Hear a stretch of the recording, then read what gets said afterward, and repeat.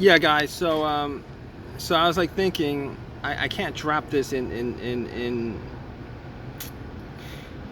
a tub of dishwasher fluid and water. So I was thinking maybe I could just pour some water on there, see what comes out, see if I can clean it.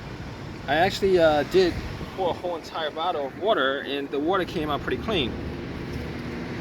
Surprised. I was like surprised. I was thinking maybe it'd be a little bit dirty or whatever, but the catacombs look decent enough, clean enough. So I'm the only thing I could do right now is just to put this back in, and that's the only thing I could do at this point, and see if I could just clean it up with some Cataclean, which I did use. I used Cataclean. I use Pure Liquor.